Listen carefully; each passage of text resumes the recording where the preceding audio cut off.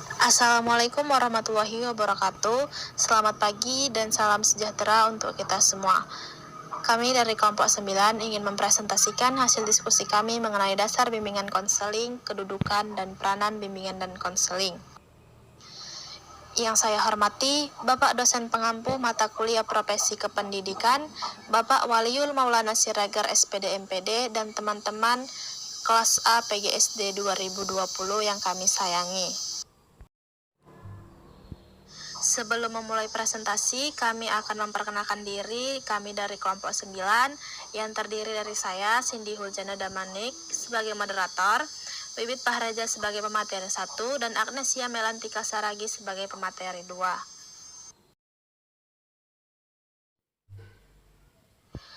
Adapun table of contents pada presentasi kami kali ini, yang pertama ada pengertian bimbingan dan konseling, yang kedua ada kedudukan bimbingan dan konseling dalam sistem penyelenggaraan pendidikan, yang ketiga ada kedudukan bimbingan dan konseling dalam kurikulum, dan yang terakhir ada peranan bimbingan konseling dalam pendidikan.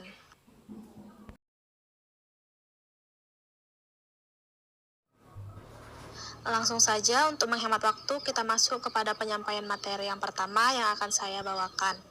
Yang pertama ada pengertian bimbingan dan konseling.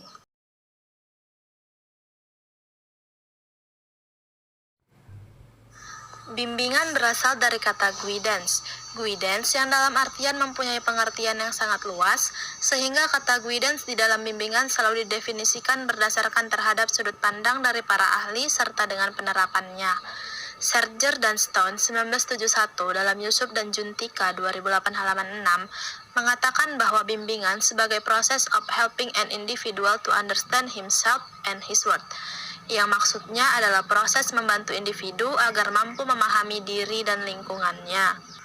Sementara itu, Karta Dinata tahun 1998 mengatakan bahwa bimbingan adalah proses membantu individu untuk mencapai perkembangan yang optimal. American School Counselor Association mengemukakan bahwa konseling adalah hubungan tatap muka yang bersifat rahasia, penuh dengan sikap penerimaan dan pemberian kesempatan dari konselor kepada klien. Konselor mempergunakan pengetahuan dan keterampilannya untuk membantu kliennya dalam mengatasi masalah-masalahnya.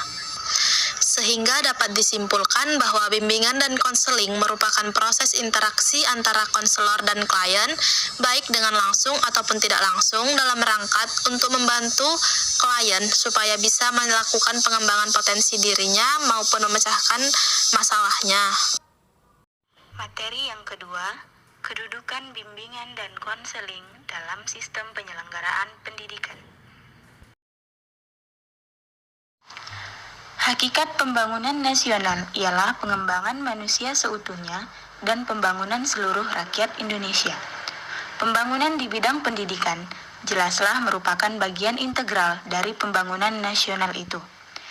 Dalam institusi pendidikan, untuk mencapai perkembangan peserta didik yang optimal, lembaga pendidikan pada dasarnya membina 3 usaha pokok, yaitu yang pertama, bidang pengajaran. Fungsi bidang ini ialah membekali siswa dengan pemahaman dan pengetahuan, nilai dan sikap, serta keterampilan yang dirancang dalam kurikulum pembelajaran, baik melalui kegiatan kulikuler maupun kokulikuler. Bidang pengajaran adalah bidang inti di sekolah karena pendidikan sekolah terutama dilaksanakan lewat bidang pengajaran. Yang kedua, bidang administrasi dan kepemimpinan. Ini merupakan bagian kegiatan yang menyangkut masalah-masalah administrasi dan kepemimpinan, yaitu masalah yang berhubungan dengan cara melakukan kegiatan secara efisien. Di dalam bidang ini terletak tanggung jawab dan otoritas proses pendidikan yang pada umumnya mencakup kegiatan-kegiatan seperti perencanaan, organisasi, pembiayaan, pembagian tugas staf, dan pengawasan. Pada umumnya, tugas ini menjadi tanggung jawab pemimpin dan para petugas administrasi lainnya. Yang terakhir, bidang pembinaan siswa. Bidang ini memberikan pelayanan kepada siswa dalam hal-hal yang tidak ditangani dalam rangka program pengajaran. umumnya diperlukan oleh siswa serta memberi pelayanan agar peserta didik memperoleh kesejahteraan lahiriah dan batiniah dalam proses pendidikan yang sedang ditempuhnya, sehingga mereka dapat mencapai tujuan yang diharapkan.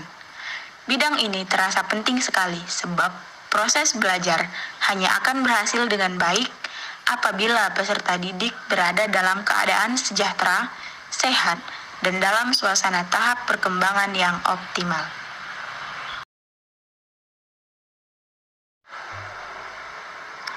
Materi ketiga adalah kedudukan bimbingan dan konseling dalam kurikulum. Kedudukan bimbingan konseling dalam kurikulum 1975 dan PPSP. Tugas-tugas konselor antara lain: yang pertama, bertanggung jawab tentang keseluruhan pelaksanaan layanan konseling di sekolah. Yang kedua, mengumpulkan, menyusun, mengelola, serta menafsirkan data yang kemudian dapat dipergunakan oleh semua staf bimbingan di sekolah. Yang ketiga, memilih dan menggunakan sebagai instrumen psikologis untuk memperoleh bagian informasi mengenai bakat khusus, minat, kepribadian, dan intelijensi untuk masing-masing siswa. Yang keempat, melaksanakan bimbingan kelompok maupun bimbingan individual. Yang kelima, mengumpulkan, menyusun, dan mempergunakan informasi tentang berbagai permasalahan pendidikan, pekerjaan, jabatan, atau karir yang dibutuhkan oleh guru bidang studi dalam proses belajar mengajar. Dan yang terakhir adalah melayani orang tua wali murid ingin mengadakan konsultasi tentang anak-anak. Kedudukan bimbingan konseling dalam kurikulum 1984.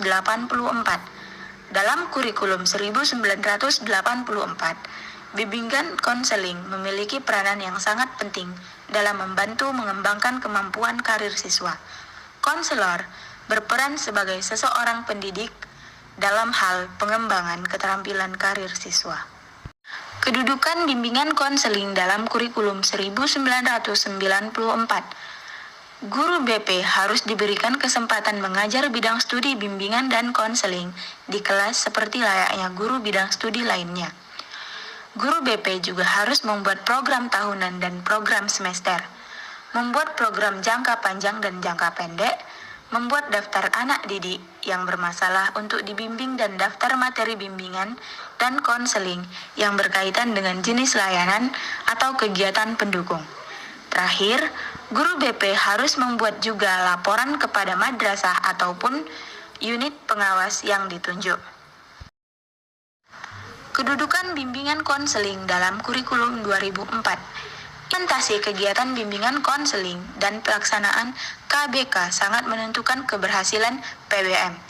Oleh karena itu, peranan guru kelas dalam melaksanakan bimbingan konseling sangat penting dalam rangka mengefektifkan pencapaian pembelajaran yang dirumuskan. Kedudukan bimbingan konseling dalam kurikulum 2007 atau yang lebih dikenal dengan KTSP. Bimbingan konseling adalah bagian integral dari KTSP yang sesuai dengan Undang-Undang Nomor 20 Tahun 2003 Pasal 1 Ayat 1 dan 6 dan Peraturan Pemerintah 19 Tahun 2005 serta Permen Nomor 22, 23, dan 24 Tahun 2006. Layanan konseling yang memberikan kesempatan kepada peserta didik untuk mengembangkan potensinya seoptimal mungkin. Yang terakhir, kedudukan bimbingan konseling dalam kurikulum 2013. Bimbingan dan konseling merupakan bagian integral dalam pendidikan yang memosisikan kemampuan peserta didik untuk mengeksplorasi, memilih, berusaha meraih, dan mempertahankan karir yang ditumbuh kembangkan secara komplementer oleh guru bimbingan dan konseling dan oleh guru mata pelajaran dalam setting pendidikan.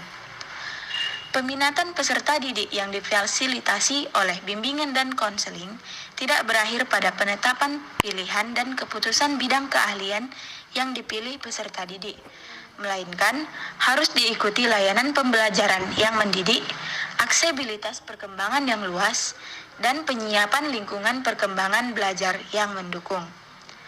Untuk itu, bimbingan dan konseling berperan secara kolaboratif dalam hal seperti berikut.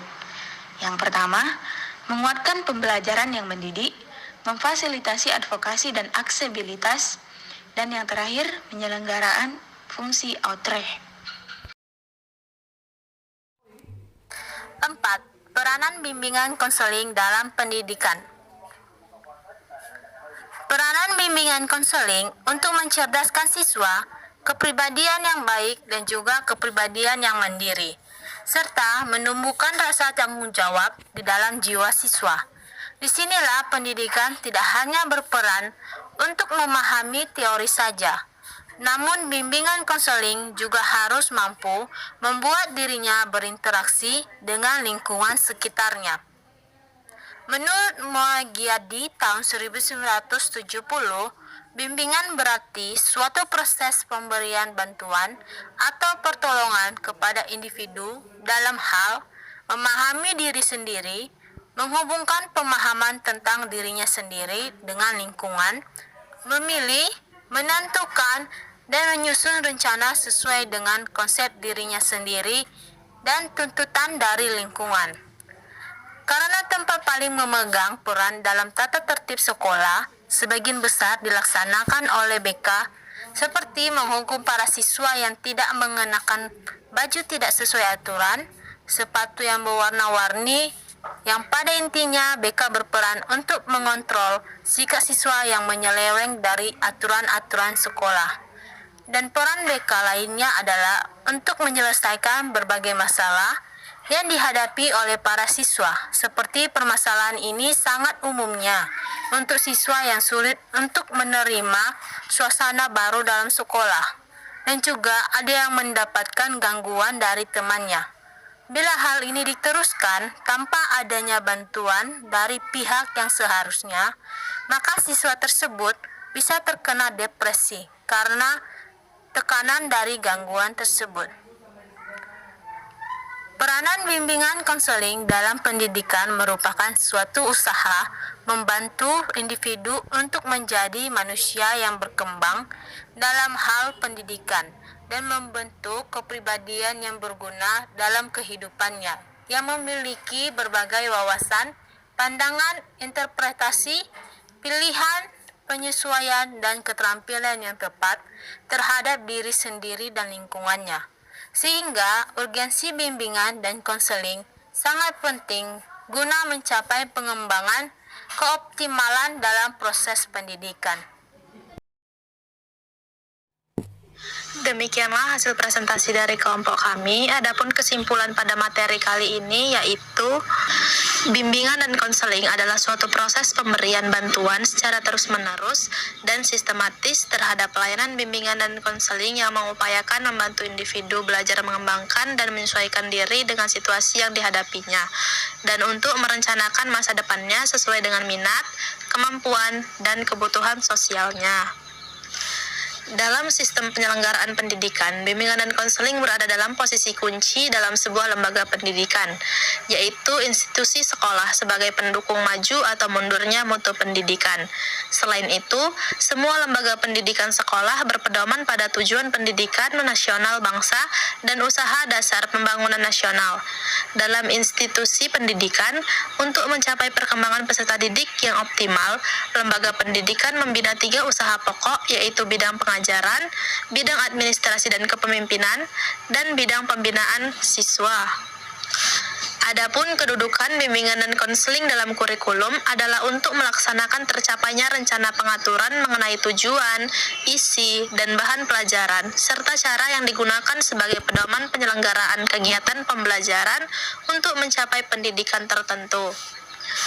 Peranan bimbingan dan konseling dalam pendidikan merupakan suatu usaha membantu individu untuk menjadi manusia yang berkembang dalam hal pendidikan dan membentuk kepribadian yang berguna dalam kehidupannya, yang memiliki berbagai wawasan, pandangan, interpretasi, pilihan, penyesuaian, dan keterampilan yang tepat terhadap diri sendiri dan lingkungannya. Sehingga urgensi bimbingan dan konseling sangat penting guna mencapai pengembangan dan keoptimalan dalam proses pendidikan. Demikianlah presentasi dari kelompok kami dan saya akhiri. Wabillahi taufiq wal hidayah. Wassalamualaikum warahmatullahi wabarakatuh. Selamat pagi.